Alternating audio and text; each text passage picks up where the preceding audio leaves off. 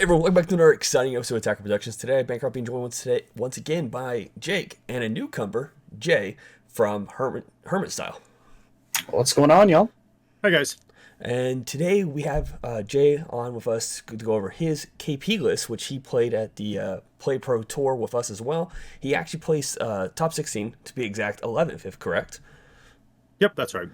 And we got him on to do a profile and kind of go over his deck and what he kind of like, maybe kind of pick at it a little bit and just see the thought process behind his building. So let's get into it, guys. Sounds good. So I took a lot of inspiration from one of my teammates, Giancarlo, and I had a lot of help from my team over at Hermit Style with Nick and Armando, who have also piloted the deck. So I got a lot of really good insight in the deck building process, and so we're going to go through the list here. We're going to start with some of the battle cards and just some of their applications, make sure, we'll go through all the ratios. So we'll start with Divine Presence. This was actually one of the final cards that I decided to add at the very last second. It was either a main board or it was going to be a cut. And the reason being is it's kind of a win more card in this situation, but it's really good in the red matchups. So like the U7 and the KP, the application for those matchups was incredibly important to have him. So we ran him at 2. Wasn't super important in matchups that I didn't really need him. I just charged him. We're only playing 52, so it's kind of slim as far as the list goes. But we want to see what we want to see, and this is one of the final cards that we made. Could have cut. It really is preference, but after testing without it, we decided to keep that in as a 2 of, and it worked out pretty well overall, I think. Yeah, sometimes it's nice just to have access to something, even if you don't think you'll need it in every game.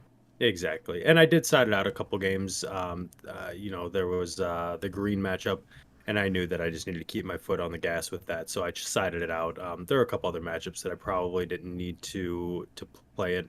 I don't think I set it out in our match. The yellow matchup was actually something I did actually play it against you. So during I think round 3. But yeah, definitely. I think it was game 3. Good. Yeah, I think so. It was towards the end there. So we'll move right along here. Just a 1-0 fighting against Fate. It was this or Secret ID. Could have gone either way. Again, this is very much player preference. I decided a 25k dual attack to either clear Unison or push for game was pretty important. As opposed to the removal, the deck just has a lot of ability to deal with the board. So if there's anything that sticks, I'm probably already losing the game, and fighting its fate isn't going to make much of a difference. Or Secret IA, wouldn't make much of a difference in that aspect. So we went fighting its fate as a 1-of. That makes sense in an aggressive deck. Yeah. Next up was one of the more important cards in the deck, just because we have an ability to deal with floodgates, was Vegeta Resolve Renewed. We played 2 in the main, 1 in the side. Super good against a lot of the black floodgates, the Oceanus. You got the new Pan from Trunk Zeno, Mecha Frieza. The Robotic Riposte was one that I commonly used it against. It just clears a 15k from never hitting the board, and it's just super, super good when you're trying to push for games. So we ran that as a 2 of. In certain matchups where we were going to see those heavy floodgates, like the Robotic Riposte in the yellow matchup, we sided in that 3rd copy. Unfortunately, played a lot of red, didn't have to use it too often, but when I needed it, it was always there. Yeah, red definitely seemed like the order of the day, and I saw more of this card than I wanted to. Yeah, and I we make a lot of decisions based on what we think the regional meta is going to look like as well. So I know down in Texas they're very red heavy, so it kind of veered towards making sure that I had the answers main decked for game 1, because I didn't really want to have to go to a game 3 if I didn't have to, and experience time rules, things like that. So it was definitely geared towards a red meta, just in the off chance that they migrated to Kentucky for this one. So I think it worked out pretty well. Next up, just a 1-of Champa.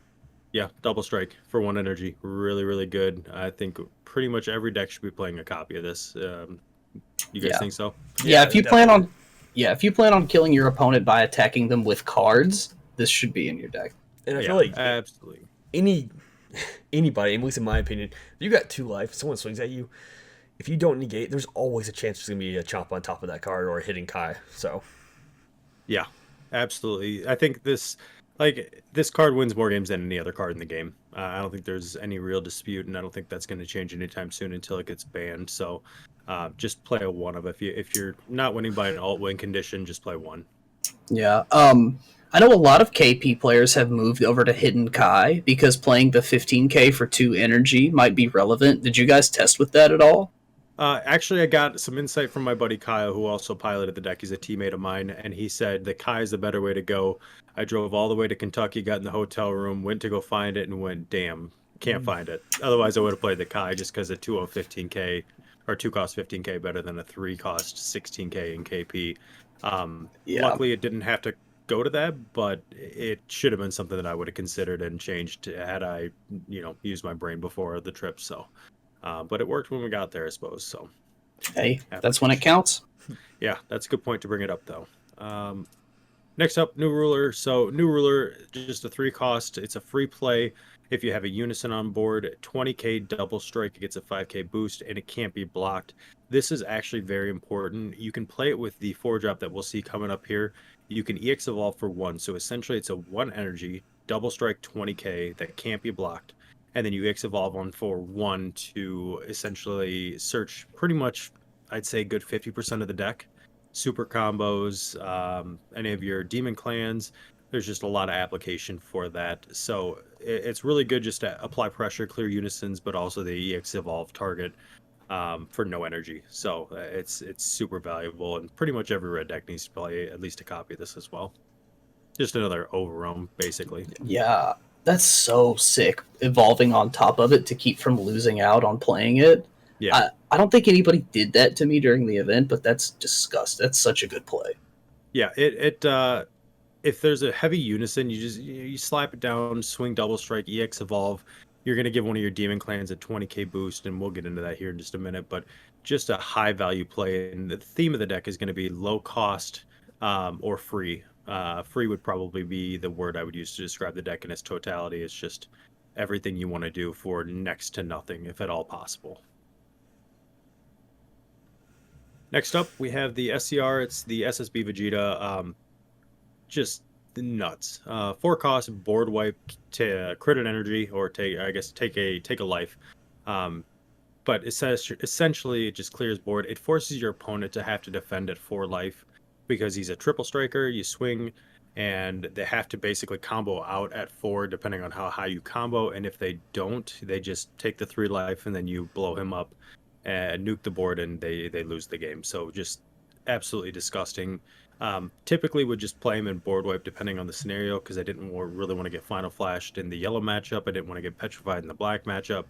But in most cases, he just came down and wreaked havoc. He's definitely the best SCR, right up there, I'd say, with probably Hatch as far as the 2 of the best 3 SCRs in the game. And I'm not including Apex just because it's so hard to get, but yeah, definitely the best SCR to come out of the recent set. Yeah, I would say Hatch, Pan, and this Vegeta are all really solid choices. Yeah, like it was nice to have Red get a busted SCR for once, because the Broly SS4 is pretty cool, but it's so hard to play in certain matchups. This one, it's just splashable in Bulma, in King Piccolo, U7. It's just got a lot of versatility, and even if you don't swing with it, you're still going to get that 1 guaranteed damage in a board wipe, including Unison. Absolutely snapped. Oh, for sure. Next up, we're playing 4 of the Yamcha Merciless Barrage. This is, again, going back to free. So if you have the Unison, he comes down and counterplays 2 cards and eggs him 15. But he's a 15k battle card himself. So it's a free battle card that's going to more or less help clear board. Again, going back to, if I'm not managing their board, I'm probably going to lose the game. So he was very important in making sure that I made manageable decisions, whether I could swing lead or swing Unison. I could just do a lot with him. So he, as a 4-up, you could probably play him at 3. I preferred 4 because I wanted to see him. And one of the 2 games that I ended up, or one of the 2 rounds that I had lost, I didn't see a Yamcha, and it cost me the game. So definitely I would encourage a 4-up for him. He's just so valuable. Really underrated sometimes too, as far as the free play counters go. Yeah, and like the Videl is super cool in the U7. It requires a 3-cost Unison, but she's only a 10k body, so you can't really do anything with her once she hits the board. At least with Yamcha, he presents a damage, so a lot of value there. And if your opponent doesn't have cards on the board and you swing at your opponent's lead, they have to expend at least a resource from their hand to not take the damage. Yeah. Yeah, you're creating the deck is going to play the advantage game until it's time to swing face. I'm just going to make sure that you have nothing to board on me. You have nothing that you can really pressure me with, and I'm just going to out advantage you because I do everything essentially for free. Like it's so good. And then we'll move along to the 4-drop King Piccolo Time to Fight. It's a 4-drop, the EX Evolve target for the 3-drop that we alluded to earlier. Comes down, you search your deck for basically half of what your, more or less half of your deck. You can add it to your hand, but it's a 20k that when he's played or when he attacks, you would go ahead and plus 20k to another Demon Clan card. You would give it typically to your Tambourine. Now your Tambouриne's a base 35. When it swings, it's a 40 dual attack. Just high value there. And then you can use it with the Unison ability to clear the board of anything 40 or less. So it's one of the best turn 2 combos you have is going from the 1-drop to the 4-drop if you don't see your Unison, because then you're guaranteed to grab your Unison off of him, which you can play on 3. And again, he's just going to add a lot of pressure to some of the bigger Demon Clan cards, the Symbol, the Tambourine, and start pressuring your opponent a little bit. So definitely valuable in that aspect.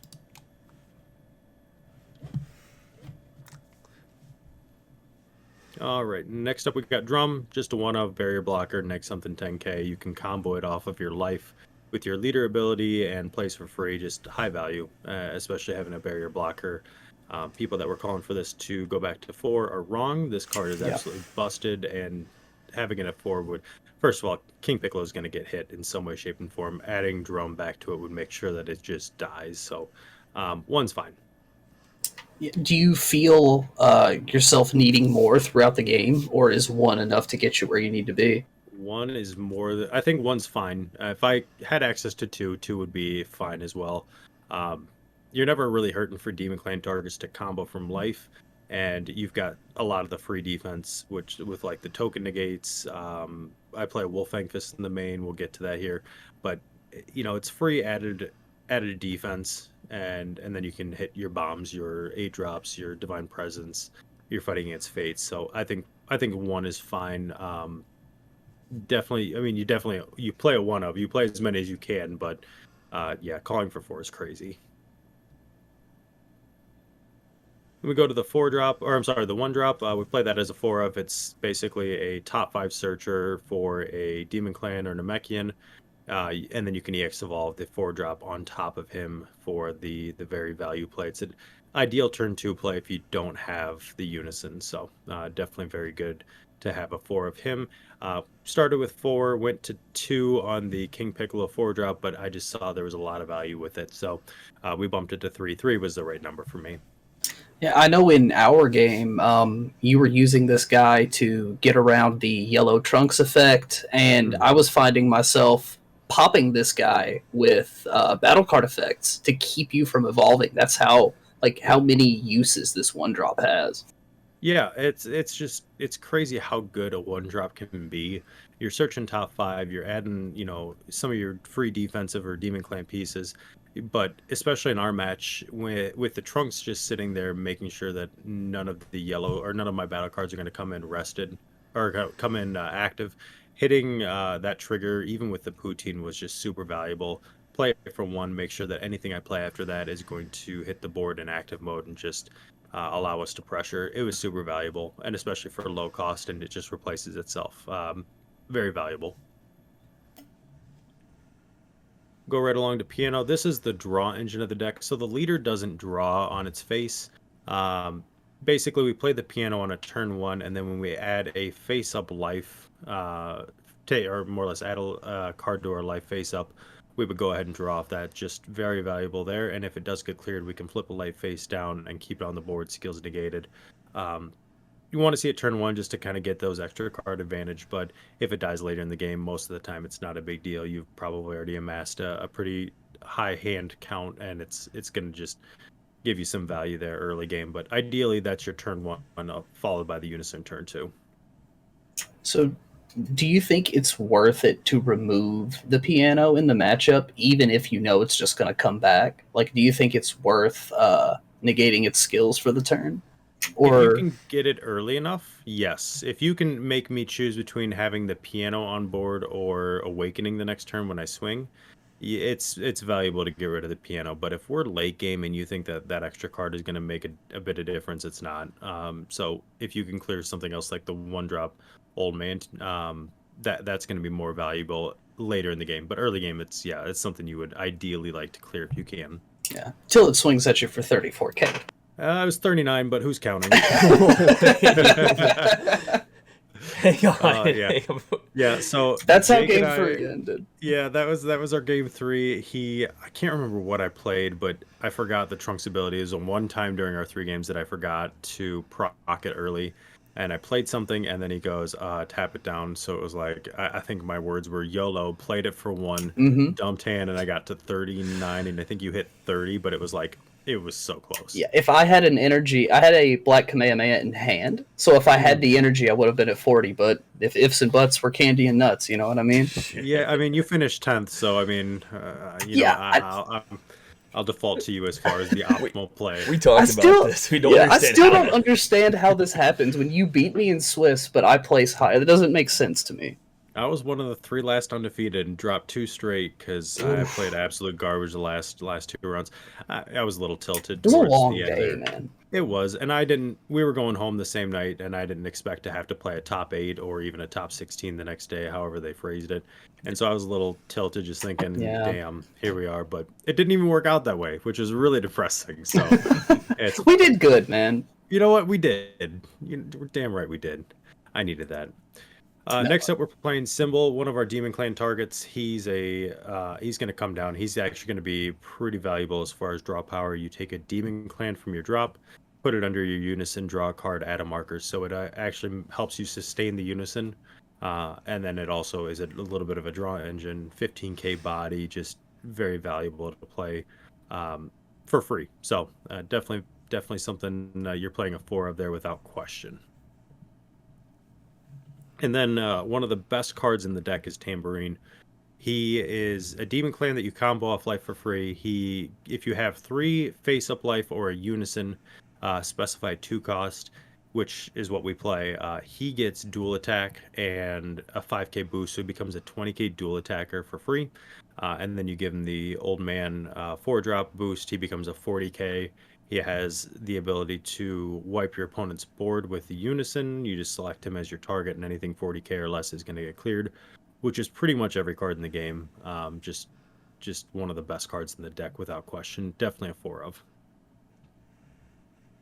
And then we get to Big Head, Piccolo Jr., the King Scion. He is absolutely clutch.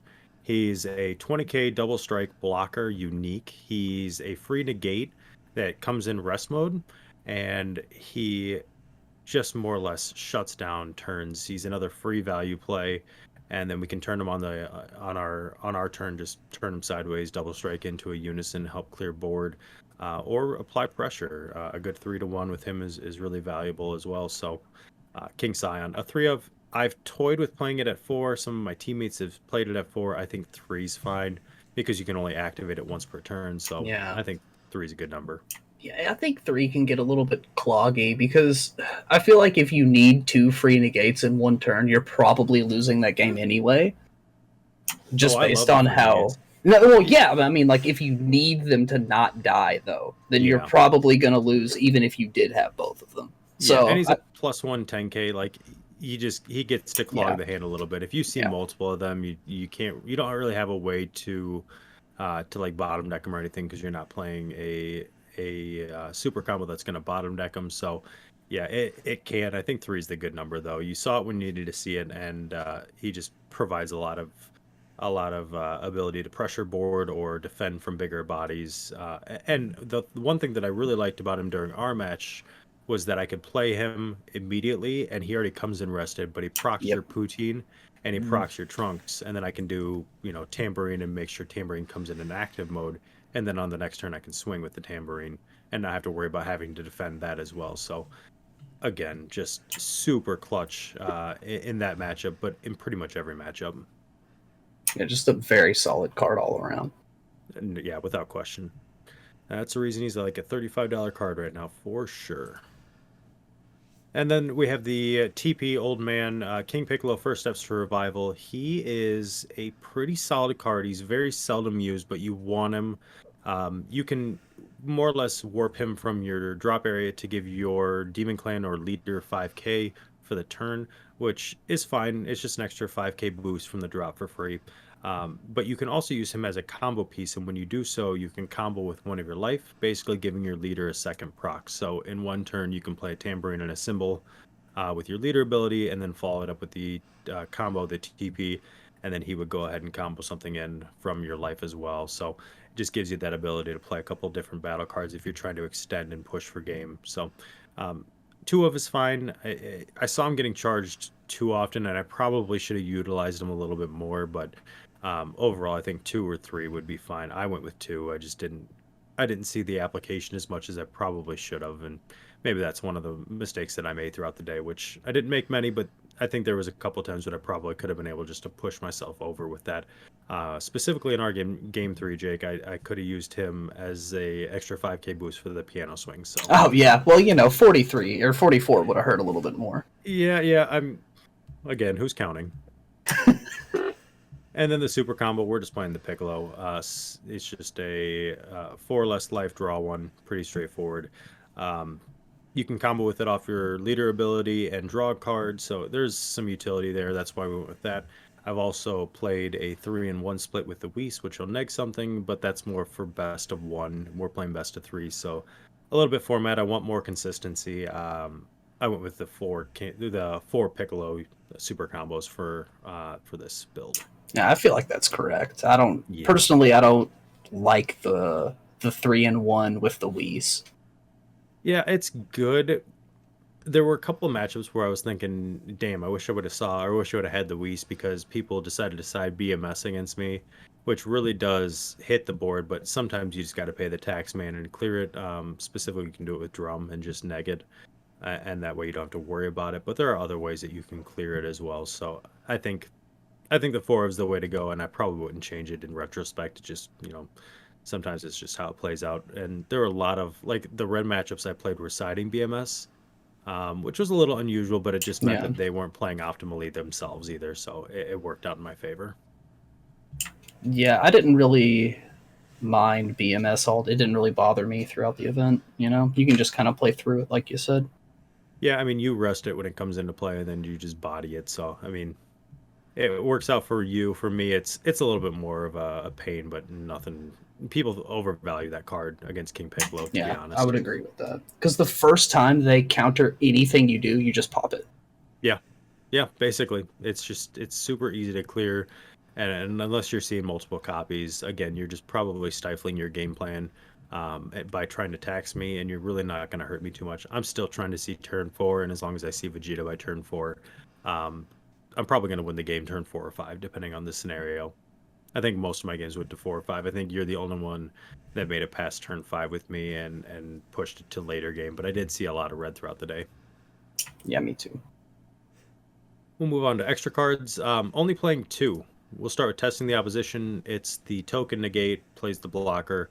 4 of. This is the correct number, and nobody can convince me otherwise. It's just... It's free. Like, you take a life, you negate 2 attacks, and it just stifles their ability to actually pressure you for damage.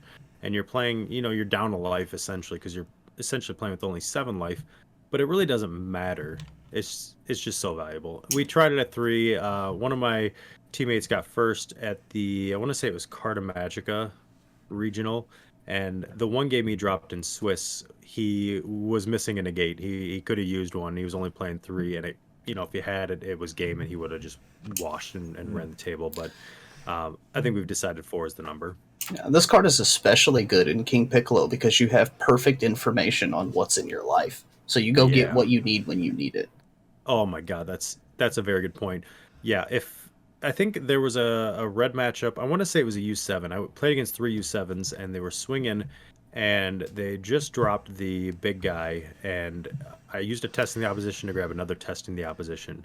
And so I knew that I was going to be able to survive any other battle card he would have played. So it's just knowing it's in your life and being able to scoop that card specifically is way more valuable than it would be in almost any other deck.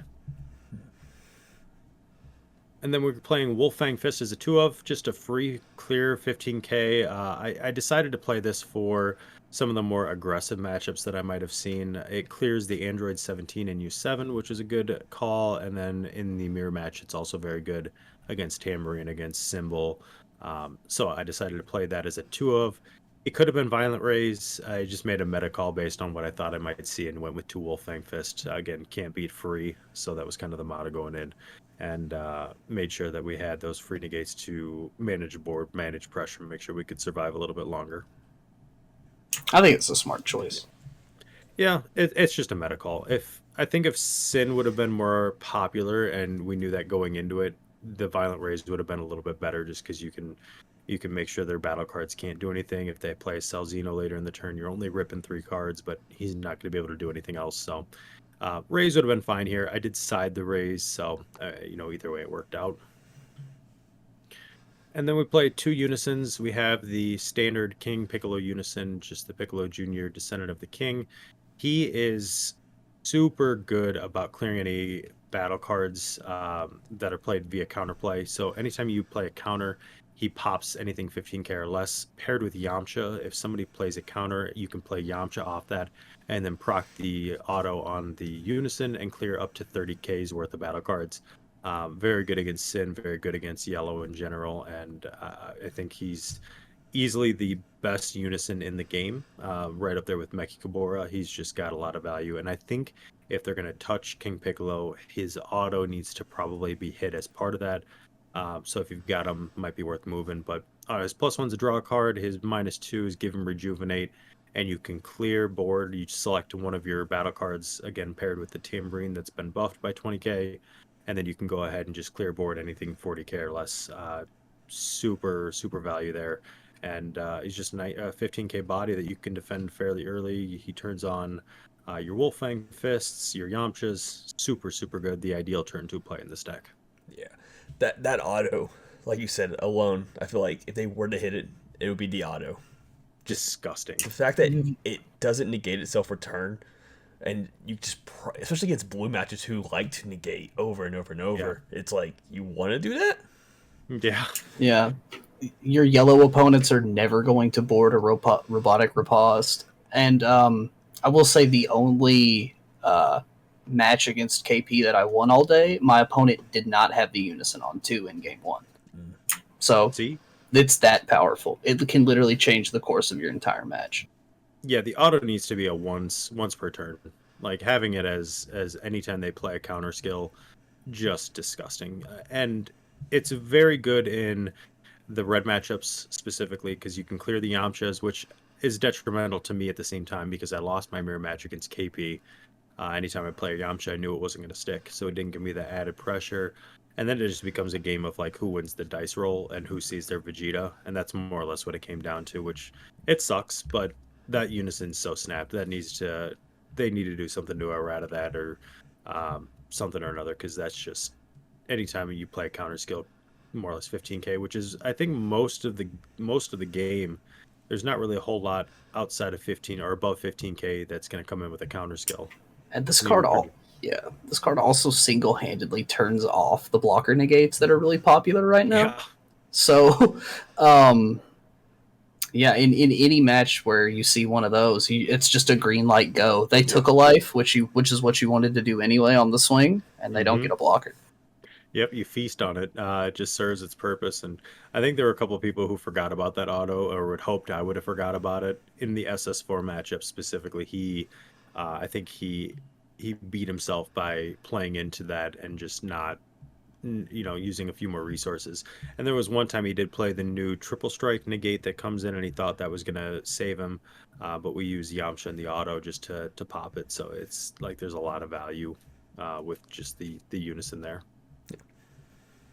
And then lastly, we have the Vegeta Unison. He's a one of. I cited a second one. Just this card wins games. He forces your opponent with the -2 to not be able to play anything via a skill, which is a lot of the meta right now. U7 plays almost exclusively with skills. You've got the Trunks Vegeta deck, which plays a lot with the EX Evolves. Gogeta is going to play with skills. It just shuts off so much. It sends it straight to the drop, so they're not even able to play a lot of their like Hatch You turn off Hatch. They still get their negate, but they don't actually get the 40k battle card. The Vegeta can't be played. It's just a 4-cost Unison that if you can defend it specifically and play it for 2 turns, you basically win the game.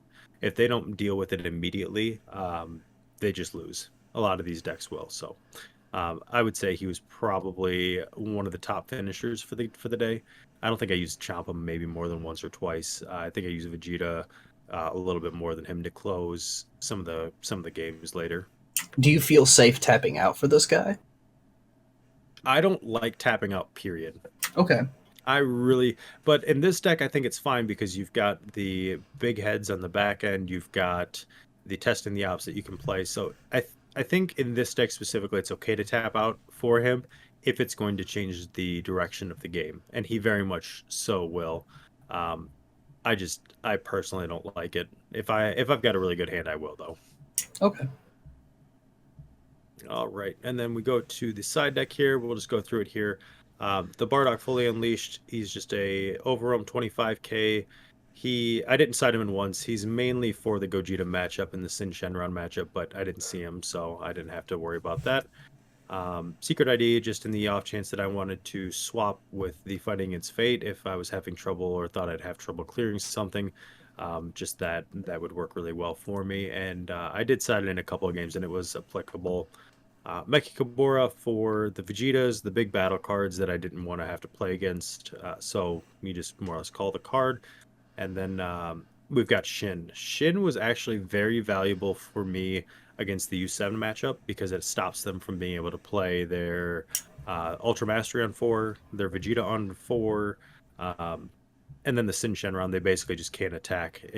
And with King Piccolo, you can stay at 3 energy and absolutely function just fine, where other decks need to go a little bit higher, so I can stifle their turn. There were times where I sided him in all 3 of them, and it was very clutch in closing out a few U7 games. I didn't think about stop charging. Yeah, you could totally just go for 3 and be fine. Oh, like, honestly, there were a lot of times where I'm not charging past 4, and I'm just more or less waiting to play Vegeta for the optimal time. If I charge past 4, I probably have already lost the game. I'm probably already having a bad time. There are a few times where you can get some cheeky plays, like with the Vegeta Unison. He's got if your opponent has no battle cards, you can neg 5 and deal 1 damage to them, which I've used a couple times. It's very seldom that I'll use it, but if I can see the opportunity to clear their battle cards if they're at 1 and just pay 5, neg 5, win the game, it's good, but it's not often. Typically, I'm playing at 3 or 4 energy the entire game, though. Then we've got the Ultra Mastery, or Ultra Instinct Realm of the Gods. It's a +1 10k. You can clear some battle cards, and you're going to enter the combo step in this deck, so it's really not hard to feasibly play him. And he'll go ahead and pop some of the bigger battle cards. The Sin Shenron 9-drop is specifically what I sided him in for. I didn't have to see it, so it was cool, but it was there just the off chance that I did need it, and that way I can still go ahead and play all of my other battle cards. I'll give him 2 cards to hand if it means that I can go ahead and use all my other battle cards to pressure them when that 9-drop isn't around. So that was there. Violent Rays, talked about that earlier, just a good swap for Wolffang Fist for certain matchups. The Vegeta Resolve Renewed was specifically for yellow, just giving me that extra ability to stop a floodgate. And then Kaioken Goku. Just a good 2-cost board wipe. Or not board wipe, barrier clear, and then a 3-cost board wipe, which is fine. I didn't use the barrier or the board wipe effect, but I did use the barrier clear. I think I used it against Jake when he was playing Trunks, and just basically gave me the ability to not have that interaction with Trunks. I can play my battle cards freely and just not have to worry about it. Seeing you only side 1 copy is just like, oh my god. Yeah. The chances of him hitting that. Yeah, I probably should have played a second one, but there's just not a whole lot of barrier cards in this game right now that really give me pause. Like, I'm never really worried about barrier. No. So I think it's probably, like, Deflect is significantly better in this meta currently than barrier is. So, yeah, it's just for that kind of that spot matchup where you want that removal. And then lastly, we just have the second copy of the Vegeta Unison. When you really want to see it, the U7 matchups, the King Piccolo matchups, it's just very good to have that second copy, add a little consistency, and then I would go ahead and just side out something like a third copy or a copy of Yamcha or Divine Presence. So just making sure that I see that consistently was very good, and like I said, closed out a few games for me. Well, awesome, man. The deck seems really well tuned, and you've got a lot of interesting tools and sideboard pieces to get around the meta. And I mean, your placing shows at top 16. Congratulations, man. I appreciate it. Yeah, it the brain trust that went into it put a lot more effort into it than I did. I just picked the deck up and started playing it, and it worked out really well. My teammates were super helpful in making sure that I knew how to pilot it and knew the matchups very well and spending time with me so I could do that. So kudos to those guys for giving me the opportunity to even perform as well as I did. Well, speaking of your team, why don't you give us a little blurb about Hermit Style, man? What's going on over there?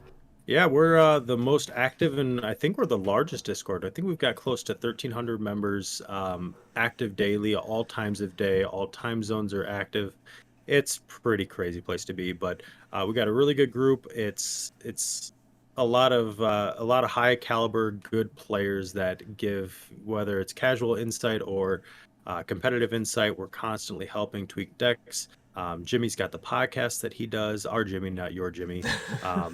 He does that, I think, weekly, pretty close to weekly.